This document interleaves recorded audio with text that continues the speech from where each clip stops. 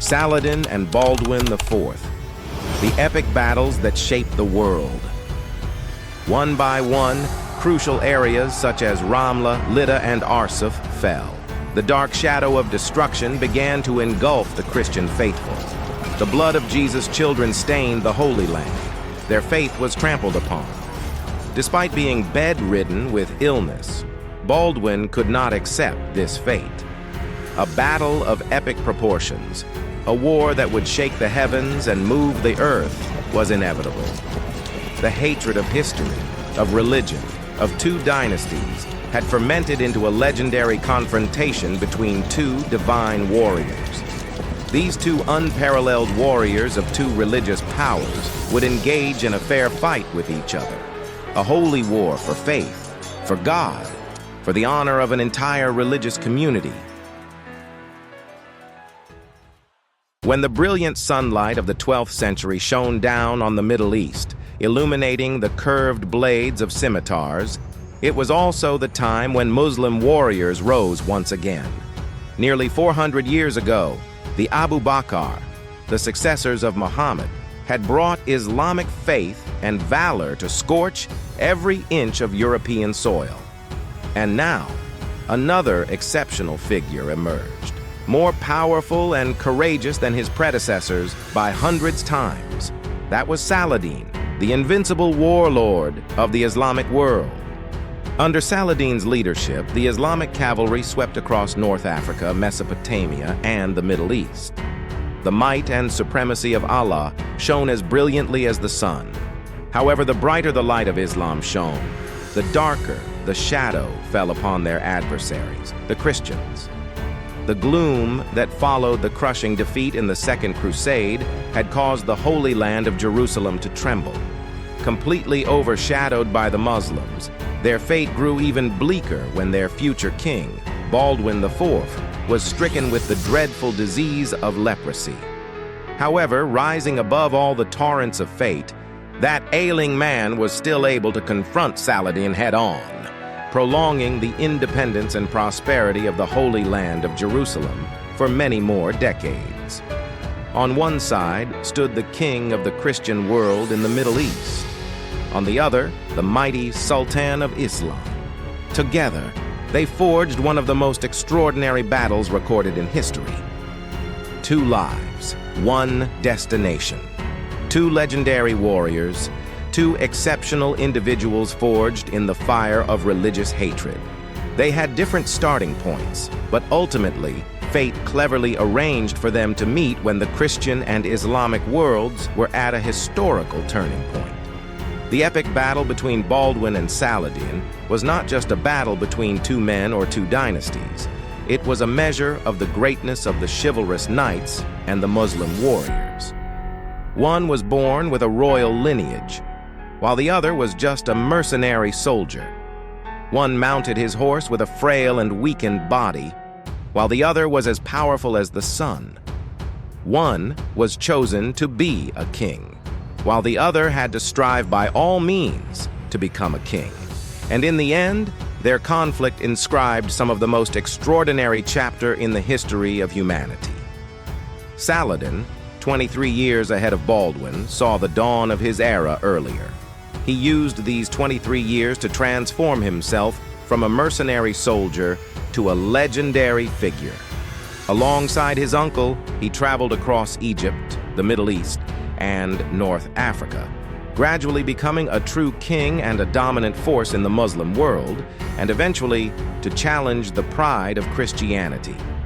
Initially, Saladin was just a soldier serving under the Syrian army. At 26, during a major expedition to Egypt, the seeds of a legendary life were sown. Fighting under the command of his uncle Shirkuh, Saladin crushed the resistance of the Fatimid dynasty ruling over Egypt, thereby establishing Syria's absolute control over this distant land. His remarkable achievements in Egypt led to immense recognition for both Saladin and his uncle from the Kingdom of Syria. A decree like a gust of wind came from Damascus to Cairo, allowing his uncle Shirkuh to full administrative control over Egypt. And from that point, the radiant sun bearing the name Saladin gradually began to shine, preparing to illuminate the Middle East in all its glory. Not long after, his uncle unexpectedly passed away, and Saladin ascended to become the supreme commander of the Fatimid dynasty. Like a ferocious beast trapped in a cage, the small city of Cairo could not hold back the steps of the great conqueror. With the Fatimid throne in his hands, Saladin secretly implemented a plan to seize and abolish the very dynasty of Syria. Under his influence, almost all high-ranking officials were replaced by members of Saladin's family. The original African troops were also disbanded and replaced by loyal Syrian troops. Though Saladin's origin may not have been illustrious, he forged his own greatness, becoming an outstanding leader. His story became a legend tale throughout Egypt. From a mercenary soldier who only knew how to kill, within just 8 years, Saladin completely seized control of the Fatimid dynasty, which had a nearly 300-year history. He founded the illustrious and glorious Ayyubid dynasty, one of the most remarkable in Islamic history. While Saladin's power was surging like a mighty torrent in 1161 at the holy city of Jerusalem, Agnes of Courtenay gave birth to King Amalric's son, Baldwin IV. Baldwin's appearance brought a ray of hope to the Holy Land and to Christianity. It's known that previously in the Second Crusade, the Christian knights had suffered a humiliating defeat at the hands of the Islamic warriors. And, with Saladin's rise on the other side of the continent, a talented Christian king had to emerge. This king had to chart a course for Christianity to maintain its foothold in the Holy Land. He would lead the knights to push back against the Islamic expansion. All the responsibilities, all the hopes, and all the aspirations of the dynasty of a faith were entrusted to the young Baldwin. Time flew by. Baldwin grew up under the protection of the royal family. Meanwhile, Saladin was at the peak of his prowess, leading his elite troops from North Africa to sweep across Mesopotamia and Syria. From his stronghold in Cairo, the Islamic warriors with their sharp crescent swords advanced straight to the territories of Libya and Yemen today, striking fear into the hearts of any army in the Middle East that heard the name Saladin. Victories followed one another, and the lands that Saladin had traversed were crushed under his might. Not only that, Saladin himself led the army to return to his homeland of Syria, defeating the Damascus dynasty. Those who had once oppressed Saladin now had to bow down to him. News of Saladin's expansion and Islam's growth spread to Jerusalem as quickly as a gust of wind. As Islam grew stronger and more radiant like the sun, darkness increasingly enveloped Christianity. As the frontline kingdom of Christianity, Jerusalem had to resist the expansion of Islam at all costs. If they failed, Christianity might disappear from the Middle East forever. And another dire prospect right before their eyes was that the Muslims would once again flood into Europe just like they did in the 8th century. The survival of Jerusalem was the survival of Christianity. Only if the front line in Jerusalem remained unbroken could Christianity stand firm, and the legends of future crusades have a chance to be written. And that immense responsibility was placed on the shoulders of none other than the young Baldwin, the rightful heir of King Amalric. Destined by fate to become the future head of the kingdom, Baldwin was given the finest education the Holy Land had to offer. He was taught by the most exceptional teachers, learning how to ride horses and wield the most majestic swords. And Baldwin did not disappoint those who had high hopes for him. Ancient records state that Baldwin quickly mastered everything he was taught, developing his skills with remarkable proficiency. In horsemanship, he proved to be even better than older men. Additionally, Baldwin possessed an excellent memory and a fondness for listening to tales of old. From then on, the glimmer of hope in the mists of the Christian world began to shine. The hope of a resurgence in the Middle East was ignited once more. However, in a cruel twist of fate, The future king of the Holy Land was stricken with a dreadful disease. Baldwin's teacher discovered that he did not feel pain, a telltale sign of leprosy, a disease that was incurable at the time. It was a death sentence for anyone unfortunate enough to contract it. In an era where human understanding was still enshrouded in myth and superstition, the disease that Baldwin suffered from was seen as a divine punishment. Alongside the rise of Saladin, Muslims vehemently asserted that Baldwin's illness was a divine punishment inflicted by Allah upon the infidels who dared to occupy their Jerusalem. Calamity followed calamity when in 1174, King Amalric was poisoned to death. Baldwin had to ascend to the throne at the tender age of 13, with a frail body ravaged by disease. As soon as the young king took the throne, a strong wave of opposition erupted. No one was willing to accept a disabled ruler governing the Holy Land. Baldwin's relative, Miles, quickly seized the rare opportunity to grasp political power. The sacred city of Jerusalem found itself governed by a complete stranger. The Great Battle of Montgisard, the magnificent feat of the Leper King. Amidst the harrowing political turmoil engulfing Jerusalem, on the opposing front, Saladin and his invincible army surged stronger than ever. Successfully conquering Egypt and Syria, the cavalry of Muslim warriors once again galloping across Mesopotamia and North Africa.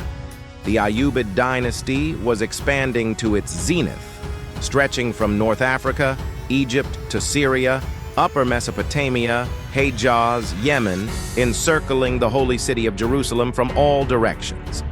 And a plan to launch a grand campaign into Europe was being deliberated by Saladin's strategists. To implement the plan for the grand campaign into Europe, Saladin faced a pivotal choice: to make peace with Jerusalem or to obliterate the sacred citadel. In 1176, it was a crucial moment when Baldwin, with the aid of his close advisors, was able to reclaim supreme authority. While his advisors advocated for a peace treaty with Saladin, because everyone knew that the Islamic warriors were simply unbeatable at that time, Baldwin harbored an entirely contrary sentiment. He could not allow his faith to be trampled upon, nor could he permit the Crusader kingdom in Jerusalem to be tarnished by Muslim forces. And above all, he knew that an ambitious leader like Saladin would never cease his ambitions. Saladin was determined to swallow Jerusalem whole. The only question was when. Although a peace treaty was signed, Baldwin unilaterally terminated it by ambushing one of Saladin's nephew's armies. Baldwin, despite being disabled, had to carry the survival of his kingdom and the pride of his faith on his shoulders, daring to challenge the giant Saladin. Fighting Saladin at that time, many people didn't even dare to think about it. Yet Baldwin decided to settle all scores with Saladin through violence. The animosities of history, religion, and two empires had boiled over into a legendary duel between two divine warriors. Saladin and Baldwin clashed a total of 4 times. The first battles between the two, the epic confrontation at Montgisard, were the most magnificent achievements. Baldwin, after defeating Saladin's nephew's army, immediately laid siege to Damascus. Succeeding in this plan, the king of the Holy City planned to form an alliance with the Byzantine to strike a decisive blow at the Islamic stronghold in Cairo. At that time, Saladin was preoccupied with conflicts in the north and couldn't immediately reinforce his positions. Thus, the fate of Damascus, Cairo, and most of Saladin's territories hung by a thread, like a dry leaf in the wind, and could be crushed by Baldwin at any moment. The magnificent trap had been set by the king of Jerusalem to wait for Saladin to take the bait. A battle to determine the fate of the world. If they won, the pride of Christianity would once again shine brightly across the Middle East, just as the First Crusade had brought about. But if they lost, they would lose everything. A grand-scale and decisive battle that would determine the survival of both powers. However, fate once again turned its back on Baldwin. Just as the final steps of the preparation were completed, William of Montferrat, the king's brother-in-law and a crucial figure in the campaign, fell ill and passed away. Subsequently, the king himself fell ill, causing the campaign to stall. The Byzantine court expressed concern and decided not to support the military campaign any longer, and so the opportunity slipped through the fingers of the Knights of Jerusalem. On the other side of the battlefield, news of Baldwin's forced suspension of the campaign was like a gift from Allah to Saladin and his warriors. The opportunity had come to the Christians, but they were unable to seize it. And now, the door had been opened wide for the crescent moon swords of Saladin's warriors. 26,000 elite soldiers were mobilized. Saladin was determined to capture Baldwin alive to avenge his humiliation and simultaneously destroy Christianity in the Middle East. The horses were saddled, aiming straight for the holy shrine of Jerusalem. One by one, key areas like Ramla, Lydda, and Arsuf fell. The shadow of destruction began to engulf the Christian faithful. The blood of Jesus' children stained the Holy Land. Faith was trampled upon. Despite being bedridden with illness, Baldwin could not accept this fate. A battle of epic proportions, a war that would shake the heavens and move the earth, was inevitable.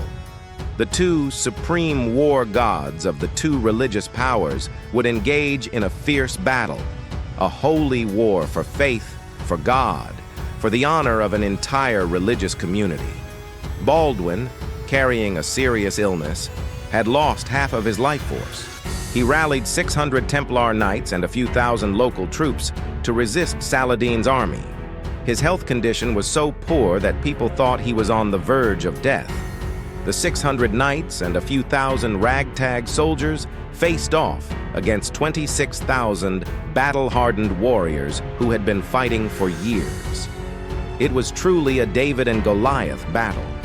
Without a significant advantage in numbers, a surprise attack would be an effective strategy for the Christian army.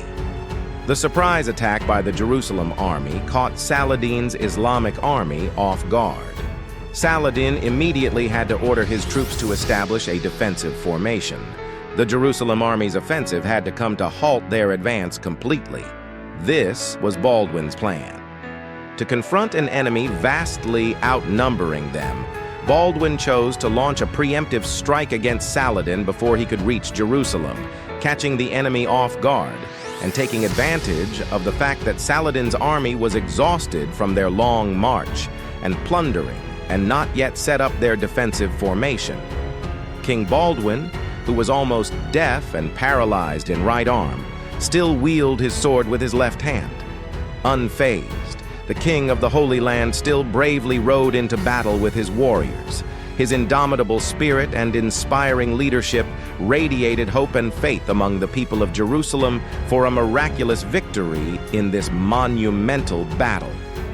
After the fierce attacks by the Crusader army, Saladin's army was thrown into disarray, lacking a clear battle formation and exhausted from a long march.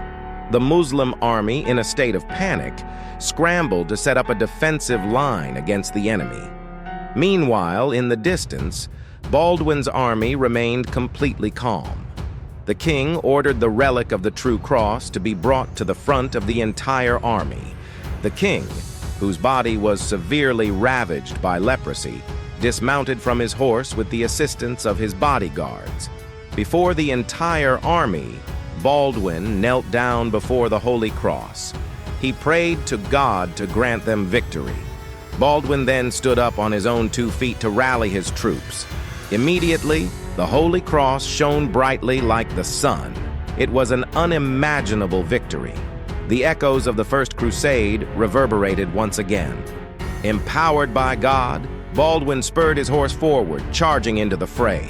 The Jerusalem army surged forward like a landslide, attacking the Islamic army still struggling to form a battle line. Baldwin fought courageously with his 2 bandaged hands, hiding his severe wounds and great pain, and plunging into the thick of battle. Saladin's army quickly found themselves overwhelmed. 26,000 Egyptian warriors faced off against a few hundred Christian knights. However, most of the Egyptians were killed while others fled. Saladin managed to escape on his fastest camel, but his elite troops was decimated. The renowned Kasaki cavalry was nearly wiped out, and Saladin's grandson was slain in battle. King Baldwin had achieved a complete victory. He had utterly destroyed the invading army. He did not stop pursuing Saladin until nightfall, and then he withdrew to rest in Ascalon, foreseeing heavy rainstorm approaching. Saladin's defeated army was now reduced to just over 2,000 men. They struggled with hunger, thirst, and had to rob along the way to make it back to Egypt. Saladin's elite army had suffered its first bitter defeat in their long history of conquest. The Battle of Marj Ayyun, Saladin's revenge. Just 2 years after being relentlessly pursued by Baldwin across the Middle East, forcing him to flee back to his own country, Saladin still had not forgotten the humiliation of that defeat. With his talent as a wise king and an exceptional leader, he quickly re-established a powerful and numerous army. Many even claimed that this new army was many times stronger than the 26,000 warriors who had died at Montgisard. Saladin launched a campaign of vengeance and retribution. The Muslim army swiftly all the Christian strongholds, seizing control of the entire coastline to cut off Jerusalem's sea supply lines. Wherever the Muslim guards advanced, the Crusader territories lay in ruins. Jerusalem was in grave danger. The fate of Jerusalem was once again hanging by a thread. Despite his failing health, Baldwin, who now heard the whispers of death in his ear, remained determined not to let Saladin trample upon the faith of his people. His orders were communicated to the entire Jerusalem fleet, sailing to Tiberias on the Sea of Galilee, and then they continued to march northwest to approach the location of Saladin's army, planning a surprise attack. The Christian army quickly approached the Muslim army's encampment. However, through some miraculous means, Saladin had grasped the entire plan and immediately set a trap. A plan within a plan was deployed swiftly. Just as Baldwin's army was resting, the Islamic army launched a surprise attack. The Muslim cavalry surged forward like a cascading waterfall. Mounted on their war horses, the Muslim soldiers carried with them a fervor for victory and an intense, relentless hatred, slashing and cutting down their foes. The crescent-shaped swords gleamed brightly, cutting off the enemy's counterattacks. The strength of the Muslim warriors struck fear into the hearts of the Crusader knights, causing them to panic and flee in disarray. The entire army was shattered. King Baldwin fought desperately to hold on to hope, but was utterly powerless. In the end, his closest attendants had to help him onto his horse to flee back to Jerusalem. On the way to escape, his severe illness almost caused him to be captured by the enemy. However, fortunately, God had given him a hand. In a miraculous way, his close advisors managed to successfully get him away.